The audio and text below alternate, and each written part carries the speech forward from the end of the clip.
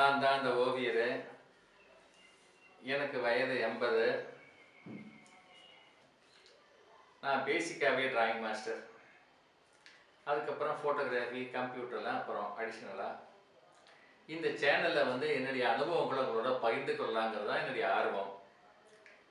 Pencil டிராயிங்கை பற்றியும், pastel டிராயிங்கை பற்றியும், acrylic கலரை பற்றியும் உங்கள்கிட்ட சொல்லலாம்னு சொல்லி நினைக்கிறேன். அதில் பென்சில் டிராயிங்கில் நிறைய சமாச்சாரம் இருக்குது. பென்சிலில் எத்தனை வகை இருக்குது, ரப்பரில் எத்தனை வகை இருக்குது, பேப்பரில் எத்தனை வகை இருக்குது, இதெல்லாம் உங்களுக்கு ஒவ்வொரு லெசன்லேயும் தனித்தனியாக சொல்ல போகிறேன். பேஸ்டல்ஸில் எத்தனை வகை இருக்குது, என்ன மாதிரி பேப்பரு, எப்படி யூஸ் பண்ணணும், அதை எப்படி ஃபிக்ஸ் பண்ணணும், அதை சொல்ல போகிறேன். அக்ரிலிக் கலரில் என்னென்ன வெரைட்டி இருக்குது, அது என்ன பண்ணுறது, அதையும் நான் சொல்ல போகிறேன்.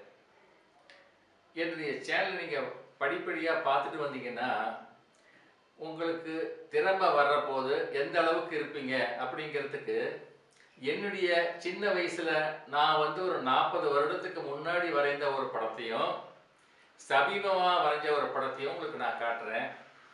அதே மாதிரி பென்சிலில் அந்த ஸ்ட்ரோக்ஸு, கைக்கு பழக்கம், ப்ரெஷரு இதெல்லாம் வந்த பிறகு ஸ்டெப் பை ஸ்டெப்பாக போட்டால் இந்த ஸ்ட்ரோக்ஸில் ஆரம்பித்து ஃபினிஷிங் வர்றபோது நீங்கள் எந்த அளவுக்கு வருவீங்கிறதுக்கு அதுக்கும் ஒரு படம் எக்ஸாம்பிள் காட்டுறேன். சாஃப்ட் பேஸ்டல்ஸ்லையும் அதே மாதிரி தான். சாஃப்ட் பேஸ்டல்ஸில் நீங்கள் வந்து ப்ராக்டிஸ் பண்ண ஆயில் பெயிண்ட் எல்லாம் பக்கத்தில் வராது. அந்த அளவுக்கு அதில் குவாலிட்டி இருக்கும். ஆயில் பெயிண்ட் படம் வரைகிறதுக்கு 10 நாள் ஆகும். ஆனால் பேஸ்டல்ஸ் படம் வரைகிறது 5 மணி நேரத்தில் ஒரு படத்தை முடிஞ்சிடலாம். என் ஸ்டூடெண்ட்ஸ் வரைஞ்ச படத்தை ஒரு படத்தை நான் உங்களுக்கு காட்டுறேன். அக்ரிலிக் கலர் அதே மாதிரி தான். ஆயில் பெயிண்டை விட குயிக்காக பண்ணலாம். அதில் சில சின்ன சின்ன நுணுக்கங்கள் இருக்குது. அதையெல்லாம் நீங்கள் தெரிஞ்சுக்கிட்டீங்கன்னா நல்ல மாஸ்டர் ஆகிறதுக்கு வாய்ப்பு இருக்குது. என்னுடைய சேனலை நீங்கள் வந்து லைக் பண்ணுங்கள், ஷேர் பண்ணுங்கள், மறக்காமல் சப்ஸ்கிரைப் பண்ணுங்கள். ஏன்னா நீங்கள் சப்ஸ்கிரைப் பண்ணுறதை வச்சு தான் என்னுடைய அனுபவத்தை நான் வந்து இன்னும் உங்களோட அதிகமாக ஷேர் பண்ணுறதுக்கு வாய்ப்பு இருக்கும். ஏன்னா நீங்கள் எந்த அளவுக்கு ஆதரவு தரீங்கிறது உங்கள் சப்ஸ்கிரிப்ஷனில் தான் எனக்கு தெரியும். சரியா?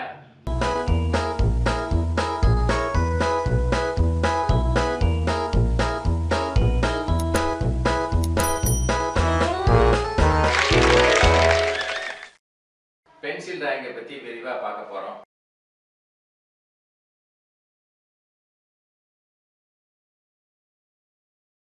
பென்சிலோட கிரேடு வந்து அந்த பென்சில் மேலே பதிச்சிருக்கும். ஹெச்னா ஹார்டு, ரொம்ப லைட்டாக இருக்கும். அது 1H, 2H, 3H எல்லாம் இருக்குது.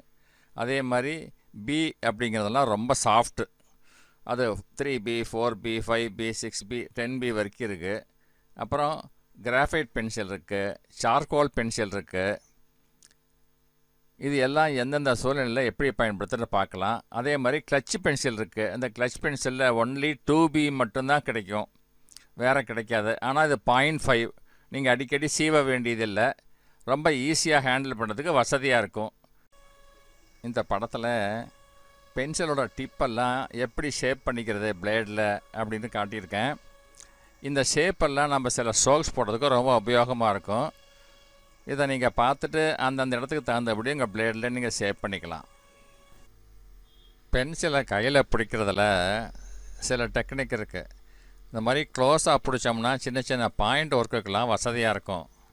அதே மாதிரி கொஞ்சம் தள்ளி பிடிச்சோம் அப்படின்னோம்னா ஸ்ட்ரோக்ஸ் போடுறதுக்கெல்லாம் வசதியாக இருக்கும். பென்சிலை இப்படி பட்டையாக பிடிச்சோம்னா நல்லா பெரிய இடத்துக்கெல்லாம் ஷேட் பண்ணுறதுக்கு ரொம்ப வசதியாக இருக்கும். ரொம்ப ஈஸியாக பிளண்டிங் பண்ணலாம். இது ஒரு ஆப்ஷன். அதே மாதிரி பென்சிலுக்கு கையில் ப்ரெஷர் கொடுக்கணும். எந்தெந்த இடத்துல மட்டும் அழுத்தம் கொடுக்கணுமோ அங்கே மட்டும் அழுத்தம் கொடுத்தா அதில் ஒரு எஃபெக்ட் இருக்கும். கைக்கு அந்த மாதிரி பழக்கம் வரணும். எங்கெங்கே ஸ்ட்ரோக் போடுமோ அந்த இடத்துல மட்டும் அழுத்தம் வரணும். பாருங்கள், இது ஒரு நல்ல ப்ராக்டிஸ். பென்சிலை தள்ளி பிடிச்சிக்கோங்க. அந்த ஸ்ட்ரோக்ஸ் பாருங்கள், ப்ரெஷர் வந்து அப்படியே லைட்டில் இருந்து டார்க் வரைக்கும் அந்த ப்ரெஷருக்கு கைக்கு பழக்கம் வரணும். இதுதான் காமா. லைட்டாக இருந்து அப்படியே வெள்ளையிலிருந்து போக போக போக போக நல்ல பிளாக் வர்ற வரைக்கும் அந்த கைக்கு ப்ரெஷர் கொடுத்து பழகணும். காமா ஸ்கொயர் நாம் போட போகிறோம். இதில் வந்து சின்ன சின்ன ஸ்கொயர் போட்டுக்கிட்டு அந்த ஸ்கொயரில் பென்சிலை நம்ம சொன்ன மாதிரி ஹேண்டில் பண்ணுறப்போ கொஞ்சம் தள்ளி வச்சுக்கிட்டு லைட்டில் இருந்து டார்க் வரைக்கும் கைக்கு ப்ரெஷர் கொடுத்து அந்த கட்டத்தில் டிஃப்ரென்ஸ் காட்டணும். அந்த பழக்கம் கைக்கு வரணும். இந்த ப்ராக்டிஸ் எல்லாம் ரொம்ப முக்கியம். இதை வந்து இப்போ நான் காட்டின ப்ராக்டிஸ் எல்லாமே குறைஞ்சது ஒரு 20 தடவை செஞ்சு பார்த்து கொஞ்சம் அதை வந்து நல்லா பழக்கப்படுத்திக்கணும். அப்போ தான் சரியாக வரும்.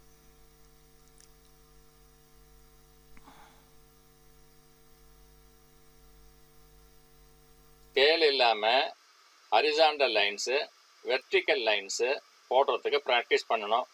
வெர்டிக்கல் லைன்ஸுக்கு கையை எப்படி மாற்றி பிடிக்கிறேன்னு பாருங்கள்.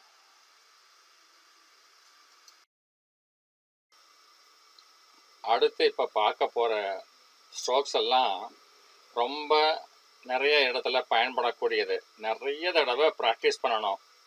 இதெல்லாம் ப்ராக்டிஸ் பண்ணாதான் நீங்கள் மரம், செடி, கொடி, ஆகாயம், கடல், பாறை இதெல்லாம் வந்து நம்ம ஒர்க் பண்ணுறதுக்கு இந்த ஸ்ட்ரோக்ஸ் எல்லாம் ரொம்ப முக்கியம். இது எவ்வளோக்கு எவ்வளோ நீங்கள் ஸ்ட்ரோக்ஸ் ப்ராக்டிஸ் பண்ணுறீங்களோ அவ்வளோக்கு உங்களுக்கு வந்து அந்த கைக்கு ப்ரெஷரு, அந்த தின் அண்ட் திக்னஸ்ஸு, எங்கே லைட்டு எங்கே டார்க் கொடுக்கறது இதெல்லாம் உங்களுக்கு வந்து க்ளீனாக அத்துப்படி ஆகும். இதில் இருக்கிற ஒவ்வொரு ஸ்ட்ரோக்ஸும் ஒவ்வொரு வித்தியாசமாக இருக்கும். ஆனால் எந்த காரணத்தை கொண்டும் நாம் வந்து இது என்ன ரொம்ப சலிப்பாக இருக்குது, சும்மா கோடு கூட கிறுக்கிட்டு இருக்கிறோம் அப்படின்னு மனத்தில் வந்து ஒரு சின்ன டிப்ரெஷன் ஆகக்கூடாது. இந்த ப்ராக்டிஸ் உங்களுக்கு பின்னாடி நிறைய இடத்துல ரொம்ப உபயோகப்படும். சின்ன சின்ன நீங்கள் வைக்கிற ஒரு சின்ன புள்ளி கூட அந்த புள்ளியில் இருக்கக்கூடிய அர்த்தம் என்னங்கிறது நீங்கள் படம் முடிக்கிற போது தான் உங்களுக்கு அது அருமை தெரியும். இந்த ப்ராக்டிஸ் பண்ண ஸ்ட்ரோக்கை வச்சுட்டு சின்னதாக ஒரு ஆப்பிள் மாதிரி இந்த பழத்தை ஸ்ட்ரோக் போட்டு ஃபினிஷ் பண்ணால் எப்படி இருக்குன்னு பாருங்கள். இதில் வந்து லைட் அண்ட் ஷேடு முக்கியம். ஒரு சைடு நமக்கு ரைட் ஹேண்ட் சைட்லேருந்து லைட் வருது, இந்த பக்கம் ஷேடு டார்க்காக இருக்குது. ஒரு படத்தில் லைட் அண்ட் ஷேடு தான் அந்த படத்தில் கனபரிமாணத்தை உண்டு பண்ணும். அதுக்கு ஒரு எக்ஸாம்பிள் படம் உங்களுக்கு வந்து காட்டுறேன். இது பாருங்கள். கூம்பு, சதுரம், சிலிண்டரு, ரவுண்டு இது எல்லாத்துலேயுமே ஒரு சைடு லைட் பட்டால் அந்த லைட்டு நமக்கு வந்து ஷேடு எப்படி வரும், அதனுடைய பொருளோட கனபரிமாணத்தை காட்டுறதுக்கு என்ன மாதிரி ஸ்ட்ரோக்ஸ் போட்டால் நல்லாயிருக்கும். இதெல்லாம் ரொம்ப முக்கியம். இந்த மாதிரி தினசரி வாழ்க்கையில் பார்க்குற சப்ஜெக்டை சின்ன சின்ன படமாக நீங்கள் ஸ்கெட்ச் பண்ணி உங்களை கண்ணுக்கு தெரிகிற என்ன மாதிரி வியூ தெரியுதோ அந்த வியூவை வரைஞ்சி பழகுங்க. எவ்வளோ ஸ்கெட்ச் பண்ணுறீங்களோ அவ்வளோ நல்லது. இப்போ நீங்கள் பார்க்குற இந்த ஸ்ட்ரோக்ஸு ரொம்ப ரொம்ப ரொம்ப முக்கியம். செடி, கொடி, மரம் இதெல்லாம் வரையணும்னா இந்த ஸ்ட்ரோக்குடைய சின்ன ஒவ்வொரு புள்ளியும் நீங்கள் கவனத்தோடு செய்தால் தான் அது என்ன மரம், என்ன மாதிரி டெக்ஸ்சரு, வேப்ப மரம், அரச மரம், புளிய மரம், என்ன மாதிரி ஓக்கு மரம் அதெல்லாம் வந்து இந்த டெக்ஸ்சரில் தான் தெரியும். இந்த ப்ராக்டிஸ் வந்து உங்களுக்கு ரொம்ப முக்கியம். எவ்வளோக்கு எவ்வளோ இதில் கான்சன்ட்ரேட் பண்ணுறீங்களோ அதை வச்சு ஆகாயம், கடல், பாறை எல்லாமே உருவாக்கலாம். ரொம்ப கவனமாக இதை அதிகமாக ப்ராக்டிஸ் பண்ணுங்கள். ரொம்ப கவனம் செலுத்துங்க.